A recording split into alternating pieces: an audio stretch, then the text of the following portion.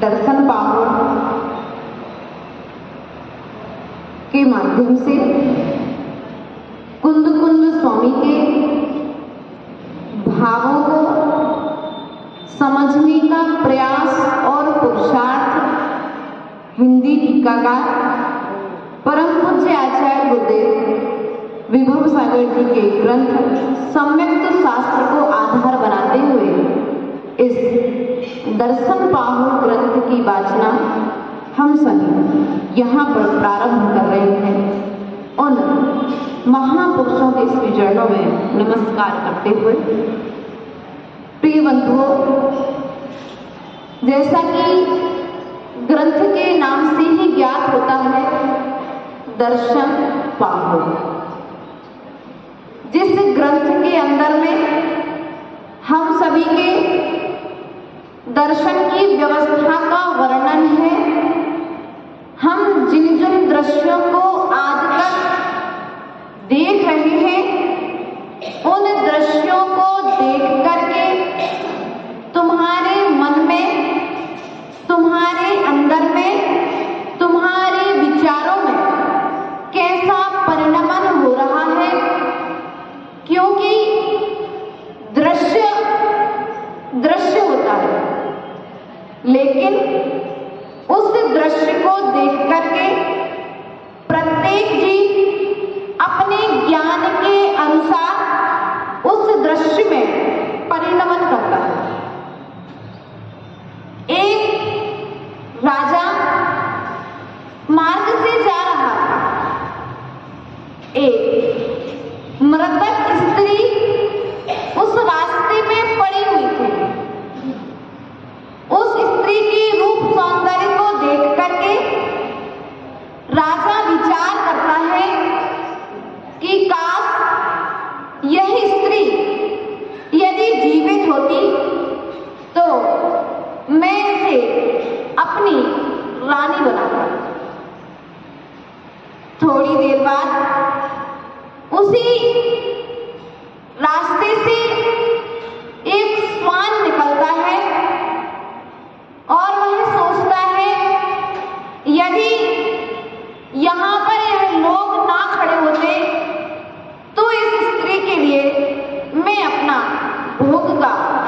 भोजन बनाकर। थोड़ी देर बाद उसी मार्ग से एक दिगंबर मुनिराज निकलते हैं और वे विचार करते हैं, अगर यह स्त्री, यह माता, यह बहन जीवित होती तो मोक्ष की साधना करती, आरिका के व्रतों को धारण करती। दर्शन, दृश्य वही है, सभी की चक्षु इंद्री का विषय बना, लेकिन सबने अपने ज्ञान के अनुसार उस दृश्य को परिणमन किया। यहाँ पर पूर्व की कारिका के माध्यम से आचार्य भगवंत ने 3 लिंगों की पूजा का वर्णन किया था, 3 लिंगों की उपासना का वर्णन किया था। इसी क्रम को आगे बढ़ाते हुए वे 3 लिंग कौन से हैं? निर्ग्रथ मुद्रा, ऐलक क्षुल्लक क्षुल्लिका की मुद्रा और आरिका की मुद्रा, अर्थात 3 ही पूजनीय हैं। इसके अलावा अरहंत के बीज रूप मुनि जो वर्तमान में हैं आचार्य परमेष्ठी, और आचार्य परमेष्ठियों के बाद मुनियों के बाद में अपने ऐलक क्षुल्लक क्षुल्लिका और आरिका। इनके अलावा यदि हम संसार के अन्य प्राणियों के लिए नमस्कार करते हैं, उनकी उपासना करते हैं, उनकी वंदना करते हैं, तो आचार्य भगवंत ने स्पष्ट कह दिया, ऐसा करने से तुम्हारे सम्यक दर्शन में दोष लग रहा है। क्या लग रहा है? आपके सम्यक दर्शन में दोष लग रहा है। इसलिए हमारे लिए दृश्य को देख करके दृश्य को बदलने की आवश्यकता नहीं है। दृश्य को देख करके हमें अपने ज्ञान को सम्यक ज्ञान बनाना है, और सम्यक ज्ञान के बल पर वह दृश्य भी हमारे सम्यक दर्शन को मजबूत करेगा। इसी क्रम को आगे बढ़ाते हुए आचार्य भगवंत आज 19 और 20 नंबर की कारिका के माध्यम से सम्यक दर्शन के स्वरूप का वर्णन आगे करते हैं। नौपयथा पंचक्षी सत्य तच्चने दिठा सद्दैतान रूपम सो सद्दिठी मुने अब्बो सत्तपिणौपयथा पंचक्षी सत्य तच्चने दिठा सद्दैतान रूपम सो सद्दिठी मुने अब्बो। आचार्य भगवान कहते हैं छद्दप नौपयथा, 6 द्रव्य है। क्या है? 6 द्रव्य, नौपयथा 9 पदार्थ हैं, पंचशक्ति 5 अस्तिकाएं हैं, सत्तच 7 तत्व हैं, निर्दठी निश्चय से, सद्दैतान रूपम सो सद्दिठी मुने अब्बो, और जो सम्यक दृष्टि है उनके स्वरूप का श्रद्धान करता है। कौन? 6 द्रव्य, 9 पदार्थ, 5 अस्तिकाएं और 7 तत्वों पर जो श्रद्धान करता है, वह श्रद्धान करने वाला जीव सम्यक दृष्टि है। कौन है? 6 द्रव्य कौन कौन सी है? जीव, उद्गल, धर्म, अधर्म, आकाश, काल। 5 अस्तिकाएं, जीवास्तिकाएं। हाँ बोलिए बोलिए। हाँ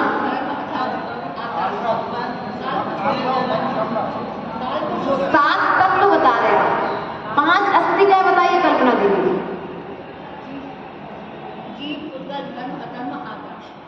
जीव, उद्गल, धर्म, अधर्म और आकाश, ये 5 क्या है? 5 अस्तिकाएं। इसके पश्चात में 9 पदार्थ और 7 तत्व। 7 तत्व अजीब, आश्रव, बंध, संबर, निर्जरा। इनमें पुण्य और पाप को जोड़ दीजिए तो 9 पदार्थ। अब जीव अस्तिकाय भी है, जीव पदार्थ भी है और जीव तत्व भी है और जीव द्रव्य भी है। एक ही जीव के लिए 4 जगह पर बताया गया है। 5 अस्तिकायों को समझने के लिए पंचास्तिकाय ग्रंथ की रचना कर दी गई। 7 तत्व, 9 पदार्थ और 6 द्रव्यों की व्यवस्था समझने के लिए तत्वार्थ सूत्र की रचना कर दी गई। लेकिन इन 6 द्रव्यों में, 5 द्रव्यों में, 6 तत्वों में, 8 पदार्थों में और 4 अस्तिकायों में एक आधार मात्र जीव है, क्योंकि जीव के आधार पर ही इनमें परिणमन चल रहा है। यदि जीव नहीं होगा तो इनमें किसी भी तरह का परिणमन भी नहीं पाया जाता। अब यहाँ पर बात आती है कि जीव किसे कहते हैं? जिसमें चेतना पाई जाती है, अर्थात जो जीता है तो वह जीव कहलाता है। कौन कहलाता है? जो जीता है और जीवेगा, जो अनादि से है और अनादि काल तक रहेगा, जो कभी नष्ट होने वाला नहीं है, जिसका निर्माण करता कोई नहीं है, वह जीव है। जीव का निर्माण किसी ने किया? जैन ग्रंथों के अनुसार पुद्गल तत्वों का निर्माण तो हुआ है। आपने मंदिर बना दिया, आपके माता पिता ने आपके पुद्गल देह को जन्म दिया है, लेकिन आपके माता पिता ने आत्मा का निर्माण नहीं किया। आत्मा अनादि अनिधन है, इसका निर्माण करता कोई भी ईश्वर नहीं है। अब जो जीवेगा वह जीव है। अब इसके पश्चात में 5 द्रव्य और हैं। कौन सी है? पुद्गल, धर्म, अधर्म, आकाश और काल। जिसमें चेतना है वह जीव है, लेकिन जो सदा अचेतन रहेगा वह पुद्गल। कौन है? वह धर्म द्रव्य है जो सदा अचेतन रहेगा। वह अधर्म द्रव्य है जो सदा अचेतन रहेगा। वह आकाश द्रव्य है जो सदा अचेतन रहेगा। वह काल द्रव्य है जो सदा अचेतन रहेगा। जो जीवों को चलने में सहायक हो, अर्थात चलते हुए जीवों को अवगाहन दे, वह कौन है? धर्म द्रव्य। क्या है? जो चलते हुए जीवों को चलने में सहायक हो वह धर्म द्रव्य है। जो बैठे हुए जीवों को, ठहरे हुए जीवों को अवगाहन दे, अधर्म द्रव्य है। और जो समस्त द्रव्यों का आधार है वह कौन है? वह आकाश द्रव्य है। प्रिय बंधु, इन चारों द्रव्यों में, इन 5 द्रव्यों में मात्र एक जीव द्रव्य अर्थात सिद्ध अवस्था को जो प्राप्त है, उन जीवों को छोड़कर के समस्त संसारी जीवों के लिए गमनागमन में जो सहयोगी है वह कौन है? धर्म। अवगाहन देने में, आधार बनने में अधर्म और आकाश द्रव्य सहयोगी। प्रिय बंधुओं, अब यहाँ पर निश्चय नहीं से आचार्य भगवान कहते हैं व्यवहार में से गुण गुणी के भेद को ग्रहण करने वाला जीव है। गुण को और अवगुण को बताने वाला कौन है? गुण किसमें पाया जाता है? थोड़ा डिफिकल्ट है, थोड़ा सा टफ लगेगा आपको, लेकिन फिर भी जब टफ सुनोगे तभी तो थोड़ा सा आगे में अच्छा रहेगा। तो व्यवहार में गुण और गुणी को विषय करता है, लेकिन निश्चय नहीं से आत्मा अभेद रूप है। आत्मा में कोई भेद नहीं है। अभेद को जो ग्रहण करता है वह कौन है? निश्चय नहीं। अब आचार्य भगवान कहते हैं कि जीव और अजीव को बताने वाली द्रव्य संग्रह की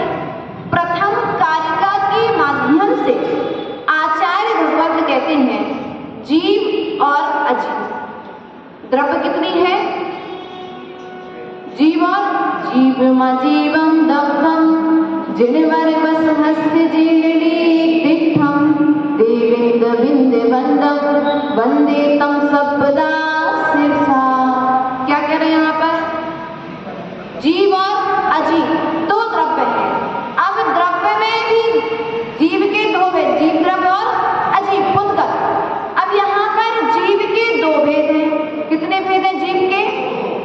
दो भेद, संसारी जीव और मुक्त जीव। मुक्त जीव कौन है? जो सिद्ध अवस्था को प्राप्त हो गए, और जो संसारी, हम सब संसारी जीव हैं। संसारिणो मुक्ताश्च तत्वार्थ सूत्र की अपेक्षा यह सूत्र आया है। अब यहाँ पर आचार्य भगवान कहते हैं जो उपयोग वाला है, कैसा है? उपयोग वाला है। वह कौन है? उपयोगो लक्षण। जो उपयोग वाला है वह जीव है। अब उपयोग के भी दो भेद। कितने भेद है? शुभ उपयोग, अशुभ उपयोग भी है, और दर्शन उपयोग और ज्ञान उपयोग। दर्शन उपयोग के चार भेद हैं। अभी जीव की अपेक्षा चल रही, अभी अजीव में नहीं गए। जीव उपयोग वही है। उपयोग के दो भेद हैं, ज्ञान उपयोग और दर्शन उपयोग। दर्शन उपयोग के चार भेद हैं और ज्ञान उपयोग के 8 भेद हैं। कितने भेद हैं? चक्षु दर्शन, अचक्षु दर्शन, अवधि दर्शन और केवल दर्शन। 8 ज्ञान उपयोग के 8 भेद हैं। मति ज्ञान, श्रुत ज्ञान, अवधि ज्ञान, मनापर्याय ज्ञान, केवल ज्ञान। ये किसको होते हैं? किसको होते हैं? सम्यक दृष्टि के लिए होते हैं। अब आचार्य भगवान कहते हैं जो अजीव द्रव्य है वह कौन सी है? पुद्गल, धर्म, अधर्म, आकाश और काल। ये कभी चेतना को प्राप्त होने वाली सदा अर्थात शाश्वत है। क्या है? शाश्वत अचेतनता को प्राप्त नहीं है, कभी चेतनता को प्राप्त नहीं होगी। अब आचार्य भगवान कहते हैं अजीब किसे कहते हैं? अजीब किसे कहते हैं? तो आचार्य भगवान 5वें अध्याय के 23वें सूत्र के माध्यम से कहते हैं स्पर्श रस गंध वर्ण शब्दास्त ततत। स्पर्श रस गंध वर्णवंतः पुद्गला। वर्णवंतः जिसमें स्पर्श, रस, गंध और वर्ण पाया जाता है वह पुद्गल है। अर्थात आत्मा में ना तो स्पर्श पाया जाता है, ना तो आत्मा का कोई रस होता है, ना ही आत्मा का कोई रंग होता है, और ना ही आत्मा में किसी भी तरह की गंध पाई जाती है। शरीर में क्या होती है? गंध और दुर्गंध होती है। किसके निमित्त से? पुद्गल है, पुद्गल का लक्षण है। आप शरीर को छू सकते हैं लेकिन आत्मा को, आप शरीर को गोरा काला देख सकते हैं लेकिन आत्मा गोरी काली है क्या? नहीं है। ये 4 लक्षण बताए हैं किसके? पुद्गल के। ये लक्षण पुद्गल में सदा रहने वाले हैं। दो में से या तो एक समय में गंध रहेगी या एक समय में दुर्गंध रहेगी। एक साथ में दो चीजें नहीं हो सकती। या तो एक समय में आत्मा में कौन सा रस परिणमन कर रहा है? आप जैसे एक समय में जब रसगुल्ले का स्वाद लेते हैं तो आप नमक का स्वाद नहीं ले पाते, है ना? उसी तरह से यह आत्मा का लक्षण है। आचार्य भगवंत यहाँ पर पुद्गल शरीर के स्वभाव के विषय में और बताना चाहते हैं। तो आचार्य भगवंत कहते हैं जिसमें पूर्ण गलन स्वभाव पुद्गला, जिसमें बनना और मिटना अर्थात गलना और सड़ना पाया जाता है वह पुद्गल है। आत्मा ना तो कभी सड़ती है और ना ही कभी गलती है। एक भजन सुना होगा, दुनिया में सबसे न्यारा यह आत्मा हमारा, सब देखन जानन हारा यह आत्मा हमारा, जो गले नहीं पा आएंगे इस बात में। तो विचार करना है हमारे आत्मा की स्वभाव का उस ग्रंथ में, उस भजन में वर्णन किया गया है। समय सार में आत्मा का वर्णन है। ये आचार्य भगवत कह रहे हैं, जो आत्मा को आत्मा मान रहा है, जो आत्मा को शरीर नहीं मान रहा है। समझ में आ रहा कि नहीं आ रहा? थोड़ा बहुत तो आ गया, और पूरा आ जाए तो वहां से इधर आ जाओ, पूरा आ जाए तो वहां से इधर आ जाओ। तो जो आत्मा को आत्मा मानता है, आत्मा को शरीर नहीं मानता है, वह सम्यक दृष्टि है। कौन? जो आत्मा को आत्मा मानता है। किसको? आत्मा को आत्मा मानता है। लेकिन हमारी स्थिति क्या है? मैंने आत्मा को शरीर मान करके रखा है। जैन दर्शन में शरीर प्रमाण आत्मा तो है। किसी की आत्मा छोटी है, ऐसा है क्या कुछ? किसी की आत्मा बड़ी है, ऐसा है क्या कुछ? नहीं भैया। चींटी का शरीर छोटा है, शरीर मच्छर का भी है, चींटी का भी है, एक इंद्रिय पेड़ का भी है, दो इंद्रिय लट आदि का भी है। उनके पास जितना शरीर है, आत्मा उतने प्रमाण रूप है। आत्मा ना तो छोटी है और ना आत्मा।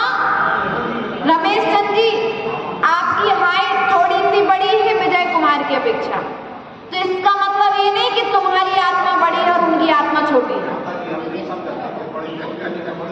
विचार करना है। छोटे बच्चे के शरीर में उसके शरीर प्रमाण आत्मा रहेगी। शक्ति प्रमाण से आप में सिद्धत्व बनने की शक्ति है। वह गुण, वह क्षमता, वह ताकत आपके अंदर है जो भगवान पार्श्वनाथ के अंदर में थी। बस उनने जागृत किया, अपने श्रद्धान को मजबूत किया है। क्या किया उन्होंने अपने सम्यक दर्शन को मजबूत रखा है। लेकिन हमारी स्थिति क्या है कि हम बड़े बड़े ग्रंथों को पढ़ रहे हैं और बड़े बड़े ग्रंथों को सुन रहे हैं, लेकिन 7 तत्वों को ही नहीं जान पा रहे, 6 द्रव्यों को ही नहीं जान पा रहे, 9 पदार्थों को ही नहीं मान पा रहे। इसके बाहर में भी कोई है क्या? आचार्य भगवान कहते हैं 6 द्रव्य, 9 पदार्थ, 7 तत्व, 5 अस्तिकाएं में ही पूरा संसार समाहित है। आप कौन हो? कौन हो भैया? वर्तमान पर्याय की अपेक्षा रमेश चंद्र हो, लेकिन भावी द्रव्यार्थिक नैगम नय की अपेक्षा से आप सिद्ध हो, भविष्य की अपेक्षा से भावी भगवान हो। क्या हो? भावी भगवान हो। अब कर्म जब करोगे तब तुम भगवान बनोगे। जब तक कर्म नहीं करोगे, क्या है? बोरे में पानी था क्या? फावड़े में पानी था क्या? वो आप क्या क्या लगाते हो? कुदाई क्या बोलते हो? एक और गैती में पानी था क्या? फावड़े में पानी था क्या? बोरे मशीन में पानी था क्या? पानी ना तो फावड़े में था, ना पानी गैती में था, ना पानी बोरे मशीन में था। तो पानी कहाँ था? पानी जमीन में था। ये सब पानी को बाहर निकालने में निमित्त कारण थे। तो इन 7 तत्वों के प्रति हमारे द्वारा जो श्रद्धान किया जाएगा, यह श्रद्धान हमारी सिद्धत्व दशा को प्रकट करने में सहयोगी है, निमित्त कारण है। कौन? ये 7 तत्वों पर मानना, इन 7 तत्वों को मानना, जीव को जीव मानना, अजीव को अजीव मानना। हम किसकी उपासना कर रहे हैं? जीव की उपासना कर रहे हैं कि अजीव की उपासना कर रहे हैं? जीव की उपासना कर रहे हैं, जीवत्व की उपासना कर रहे हैं। और जो जीव की उपासना कर रहा है, वह निश्चित ही एक दिन जैवंत अवस्था को प्राप्त होगा, क्योंकि वह जीव को जीव मान रहा है। लेकिन हमारी स्थिति कहीं कहीं पर हम अपने आप को या पर वस्तु को, जो पुद्गल है, उसे तो जीव मान करके नहीं बैठ जाते। सबसे बड़ा मिथ्यात्व है, हमने अपने आप को शरीर मान करके रखा है। कभी आत्मा का मरण नहीं होता है। मरण किसका होता है? ना ही आत्मा का जन्म होता है और ना ही आत्मा का मरण होता है। उद्गल शरीर के निमित्त से यह आत्मा संसार में आती है और इस उद्गल शरीर के आयु कर्म आदि के क्षय होने पर ये 8 जो कर्म है इनके निमित्त से आत्मा संसार में भटक रही है और इनके श्रद्धांश से आत्मा संसार से छूट सकती है। हमें स्वयं विचार और अपने विचारों को गति देना है, अपने परिणामों को प्रगति देना है, अपने विचारों को ऊंचाइयों पर लेकर के जाना है। हम झंडा तो ऊंचा लगा लेते हैं, मंदिर का शिखर तो ऊंचा बना लेते हैं, लेकिन मंदिर की शिखर की ऊंचाई के बराबर हमारे ऊंचे विचार हुए कि नहीं हुए? ऊंचा शिखर बनाने से और ऊंचाई पर बैठने से क्या आपने हमें इतना ऊंचा बैठा दिया, ऐसा ऊंचा बैठने से हमारा कल्याण होने वाला नहीं है। शिखर के ऊपर में यदि कहें तो हमसे ऊंचा तो कौवा भी बैठ जाता है, बैठ जाता कि नहीं बैठ जाता। ऊंचाइयों पर बैठने से कल्याण नहीं होगा, नीचे बैठने से कल्याण नहीं होगा। निज आत्मा को निहारने से, निज आत्मा में बैठने से कल्याण होगा। भैया हम जमीन पे बैठे, हम उनके घर गए तो उन्हें तो हमें कुछ कही नहीं है, उनने तो हमसे बैठ भी तक की नहीं पूछी, कोई बात नहीं। तुम उस समय समता रख लेते, क्या रख लेते? उस समय आप समता रख लेते तो परिणाम स्थिर हो जाते, और जब परिणामों में निर्मलता रहती, परिणामों में द्वेष नहीं आता, परिणामों में मलिनता नहीं आती, तो निश्चित ही तुम्हारे कर्मों की निर्जरा। हमें विचार करना है। परिणमन 2 प्रकार से होता है, एक तो नैसर्गिक परिणमन होता है और दूसरा प्रायोगिक। क्या होता है? एक नैसर्गिक परिणमन और दूसरा प्रायोगिक परिणमन होता है। तो नैसर्गिक परिणमन कैसा होता है? जैसे टीन में रखा हुआ आटा, पीपा डब्बे में रखा हुआ आटा 3 दिन के बाद अपने आप अमर्यादित हो जाता है, उसमें अपने आप जीवों की उत्पत्ति हो जाती है। लेकिन उसी 3 दिन बाद आटा खराब हुआ डब्बे में रखे होने के बाद, ये नैसर्गिक परिणमन है। लेकिन उसी डब्बे के आटे को निकाल करके हमारी माता ने उसमें पानी डाल दिया, उसको गूंथ करके रख लिया, तो अब क्या होगा? जो आटा 3 दिन में खराब होने वाला था वह 6 घंटे में खराब हो जाएगा। ये हो गया प्रायोगिक परिणमन। तो ऐसा हमारे अंदर में निमित्त कारण मिलने पर हमारे अंदर में परिणमन चल रहा है। हमें जैसा निमित्त मिल रहा है हमारे अंदर में वैसा परिणमन हो रहा है। लेकिन जैसा निमित्त मिल रहा है, हम यदि उस निमित्त के अनुरूप अपने भावों को करेंगे तो हमारा कल्याण होगा क्या? विचार करना। शुभ का निमित्त मिलेगा तो शुभ परिणामों का बंध होगा। शुभा पुण्यस्य शुभा अशुभा पाप से। शुभ से पुण्य होता है और अशुभ से क्या होता है? शुभ से पुण्य होता है और अशुभ से पाप होता है, यह सब हम जानते हैं। लेकिन क्या शुभ बंध से शुभ होता है? ना तो बंध से पुण्य होता है, ना आश्रय से पुण्य होता है। शुभ और अशुभ तो ये परिणामों के निमित्त से होता है। अगर परिणाम नहीं होंगे तो ना तो शुभ होगा और ना, इसलिए यहाँ पर पूरा ध्येय मात्र जीव तत्व को संभालने के लिए कहा जा रहा है। हमें समझे, पुत्र पौत्री सुपुत्र आदि आदि को बहुत संभाला है। एक बार अपने परमात्मा स्वरूप आत्मा को निहारने की आवश्यकता है। पर को बहुत निहारा, पोते को बहुत निहारा, लेकिन एक बार अपने परिणामों को तो निहारो।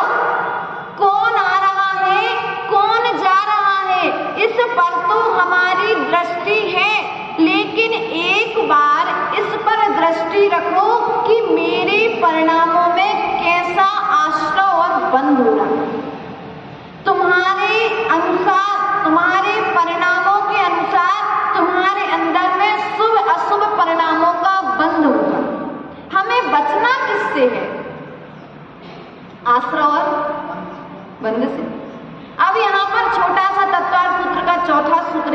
कहते हैं जो जैसे उदाहरण देते हैं 7 तत्वों को समझाने के लिए। जैसे जीव कौन है? नाव को चलाने वाला कौन है? जीव, नाविक। नाव क्या है? नाव क्या है? अजीब है। अब जीव अजीब आश्रव, नाव में थोड़ा सा छेद हो गया तो क्या हुआ? पानी का आना, तो क्या हो गया? आश्रव, बंद। उस आते हुए पानी का रुकना, जो पानी आ रहा है वो क्या हो गया? नाव में रुकने लगा तो क्या हो गया? बंद हो गया। अब उस आते हुए पानी के छेद में थोड़ा सा तुमने क्या किया? थोड़ा सा एक टुकड़ा लगा दिया कि वो पानी का छेद बंद हो जाए, तो क्या हो गया? संपर्क हो गया। जब जो आ गया है, आने के बाद में उस पानी के छेद को तुमने बंद कर दिया। अब छेद बंद करने के बाद में तुमने उस पानी को हाथ से उलीचना अर्थात निकालना बात चालू कर दिया, तो क्या हो गया? कर्म की निर्जरा हो गई। और जब पूरा पानी निकल गया तो क्या हो गया? मोक्ष। मात्र इतनी सी व्यवस्था है 7 तत्वों की। मात्र इसी आश्रव, बंध, निर्जरा और संपर्क को यदि हम समझ लें तो हमें मोक्ष होने में समय नहीं लगेगा। हमारे परिणामों से हमें आश्रव हो रहा है, हमारे परिणामों से हमें बंध हो रहा है, हमारे परिणामों से हमारा संवर हो रहा है, हमारे परिणामों से हमारी निर्जरा हो रही है। हमें स्वयं ही विचार करना है, यह जो ग्रंथ है यह क्या है? आचार्यों के भावों के बीज रूप हैं। आचार्य कुंद स्वामी को हमने नहीं देखा, आचार्य पूज्यपाद स्वामी को हमने नहीं देखा, लेकिन उनके अंदर उन्होंने कैसा बंध किया है, उन्होंने कैसे निर्जरा की है, उनके परिणामों का संकलन है ग्रंथ। पुराण क्या है? पूर्वाचार्यों के ग्रंथ, उनके परिणाम है। यदि आप कुंद स्वामी के जैसा बनना चाहते हो, भैया स्थिरता नहीं रहती, आप कुंद स्वामी के जैसे स्थिरता चाहते हो, समंत्रभद्र स्वामी के जैसा न्याय चाहते हो, पूज्यपाद स्वामी के जैसी आध्यात्मिक शैली चाहते हो, तो तुम उनके ग्रंथों को पढ़ना चालू करो। क्या कर दो? आप कुमुदचंद्र स्वामी के जैसी भक्ति करना चाहते हो तो उनके ग्रंथों को पढ़ना चालू कर दो। आप कुंद स्वामी के जैसा सम्यक दर्शन चाहते हो तो आप उनके ग्रंथों को पढ़ना चालू करो। अभी तक हम बाहर में ग्रंथियों में पड़े हुए हैं, हमने ग्रंथों को खोला ही नहीं है। और जब तक हम ग्रंथों को खोलेंगे नहीं तब तक हमारे लिए हमारी आत्मा का ज्ञान नहीं होगा, उनके जैसा आचरण हमारे जीवन में नहीं आएगा। किनके जैसा? कुंद स्वामी के जैसा, भगवान पार्श्वनाथ के जैसा। उनके जीवन परिचय को हमें पढ़ना पड़ेगा, उनके जीवन परिचय को हमें जानना पड़ेगा। आपको यदि डॉक्टर बनना है तो डॉक्टरी के ग्रंथों को पढ़ना पड़ता है, किसी को वकील बनना है तो वकील किसी न किसी एक बड़े वकील के ग्रंथ को पढ़ना पड़ता है। और जब आपको अपने अंदर में विद्यासागर प्रकट करना है तो विद्यासागर के ग्रंथों को पढ़ना पड़ेगा। यदि आपको विभव सागर प्रकट करना है तो विभव सागर के ग्रंथों को पढ़ना पड़ेगा। यदि आपको समिति श्री जैसी 5 समितियों का पालन करना है तो उन 5 समितियों को जानना पड़ेगा। समिति श्री के पास आकर के उन 5 समितियों का पालन सीखना पड़ेगा। जब तक आप अपने अंदर में अपने आप के लिए समय नहीं देंगे तब तक आप जीव तत्व अर्थात 9 पदार्थ, 7 तत्व, 6 द्रव्य पर आप श्रद्धा नहीं कर सकते, क्योंकि पढ़े बिना ज्ञान नहीं होगा। एक तो ग्रंथ पढ़े हैं, बोले हमारे पास तो बहुत ग्रंथ पढ़े हैं, और एक ने कहा हमने बहुत ग्रंथ पढ़े हैं। शब्द, वाक्य, लेकिन अर्थ। एक के घर में ग्रंथ पढ़े हैं और एक ने बहुत सारे ग्रंथ पढ़े हैं, लेकिन दोनों के पढ़ा है उसने मात्र पेज पलटे हैं, भाव भासना नहीं हुई। क्या? एक पढ़ना होता है मात्र, लेकिन एक भावों को निर्मलीकरण करते हुए पढ़ना होता है। आप जो ग्रंथ पढ़ रहे हैं, आप जिसे सुन रहे हैं, उसको सुनते सुनते तुम्हारे अंदर में भाव वासना हुई कि नहीं हुई? संवेदना महसूस हुई कि नहीं हुई? हमारी कुछ पुरानी डायरिया थी 4-5-6 साल से, जो क्योंकि आचार्य गुरुदेव में एक नियम दिया हुआ है, जो भी पढ़ो उसको लिखो जरूर, एक लाइन लिखो, लेकिन लिखो उस ग्रंथ से आपने क्या निकाला। और 5-6 साल में जो मैंने लिखा वो लिख करके मैंने सुनील भैया को कहा कि भैया ये 5-6 साल का साहित्य आप संभालो हमारा। कुछ डायरियां थी, 8-10-15 डायरी। जब मैंने उनको दी तो उनने घर पे जाकर के पढ़ी, और जब उन्होंने भावपूर्वक पढ़ी तो अंदर में संवेदना हुई। बोली माता जी यदि हम पूरे ग्रंथ पढ़ लेंगे तो घर छूट जाएगा।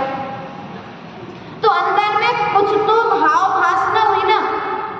ज्ञान होगा तो निश्चित ही परिवर्तन आएगा, और जब तक ज्ञान नहीं होगा तब तक परिवर्तन नहीं आएगा। इसलिए हमारे लिए अपने अंदर में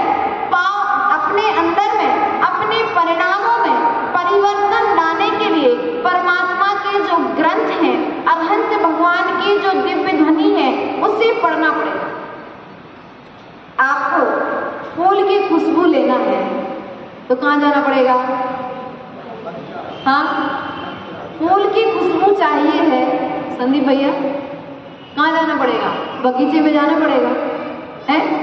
लेकिन यदि तुम सोचो कि बगीचे में जाए बिना फूल की खुशबू मिल जाए, मिलेगी क्या? नहीं मिलेगी।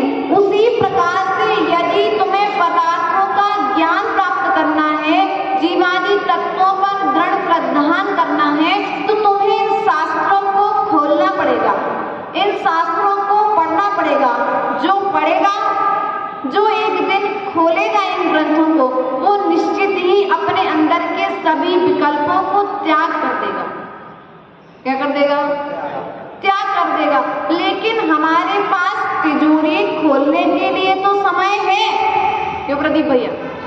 अभी खोलेगी परीक्षण के पहले या बाद में खुलती है तिजोरी। आज लिखा था बोर्ड पर मीटिंग है, वही की मीटिंग होगी भैया, पेटी कब खुलना है, क्योंकि सब जगह होती है, यहाँ पहला नहीं है ये। तो हमारे कहने का तात्पर्य है, पेटी खुलना है, मंदिर का कोष खुलना है, उसका हिसाब किताब होना है। इसके लिए तो जो नहीं आते वो भी आ जाएंगे, सबके पास समय मिल जाएगा। लेकिन हमने जिनवाणी को खोलने के लिए समय कितना?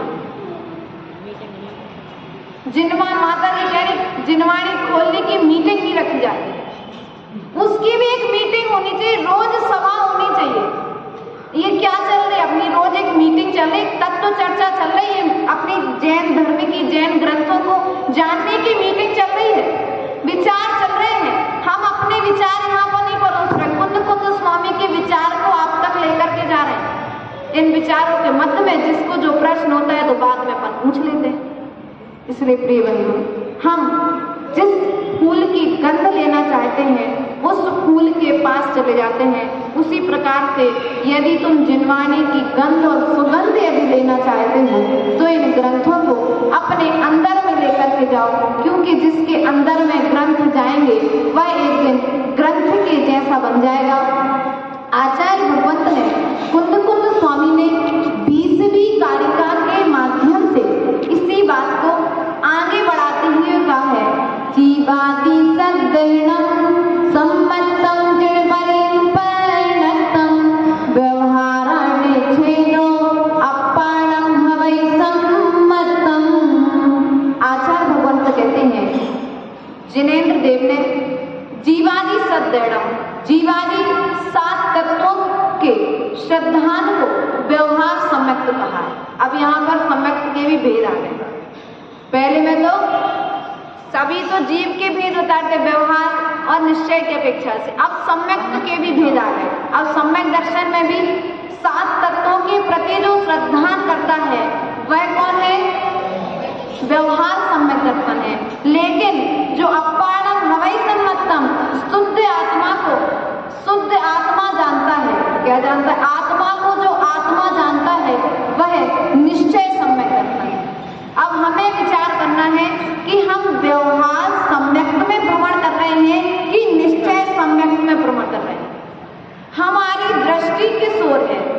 हमने अभी मात्र 7 तत्वों को माना है, जीव तत्व को माना है, अजीव तत्व को जाना है। किसके बल पर? क्योंकि पूर्व में मैंने एक बात बताई थी अभी प्रारंभ में कि निश्चय नए अभेद को ग्रहण करता है और व्यवहार नए भेद को ग्रहण करता है। अर्थात भेद रूप से सम्यक दर्शन के इतने सारे भेद बता दिए, लेकिन यहाँ पर अब आचार्य भगवंत ने कहा है कि यह जो भेद है सब किसके आश्रित है? आत्मा को आत्मा मान लेना। क्या मान लेना? आत्मा को आत्मा मान लेना, यह जीव का लक्षण है। आत्मा के परिणामों के अनुसार ही जीव का कल्याण होगा, ऐसा मान लेना यह जीव का लक्षण है। प्रिय बंधुओं, हमने निश्चय और व्यवहार नय की अपेक्षा से सम्यक दर्शन के भेद जाने और उनके प्रभेदों को जानने और समझने का प्रयास किया। इन 7 तत्व, 9 पदार्थ, 5 अस्थिकाय और 6 द्रव्यों के अंतर्गत ही इस जीव का संसार चलता है और इनके श्रद्धान से ही जीव का संसार घटता है। तो अब हमें स्वयं विचार करना है कि हमें कैसा श्रद्धान करना है, दृश्य को देख करके कैसा विचार करना है। दृश्य कैसा भी हो, हमारे विचार उस दृश्य के प्रति जैसे बनेंगे, हमें वैसे कर्मों का बंध होगा। इन्हीं भावनाओं के साथ आज हमने 20 कारिकाएं यहाँ पर पूर्णता को प्राप्त की। बोले परम पूज्य आचार्य गुरुवर 108 विभव सागर जी महाराज जी की, अहिंसामयी विश्व धर्म की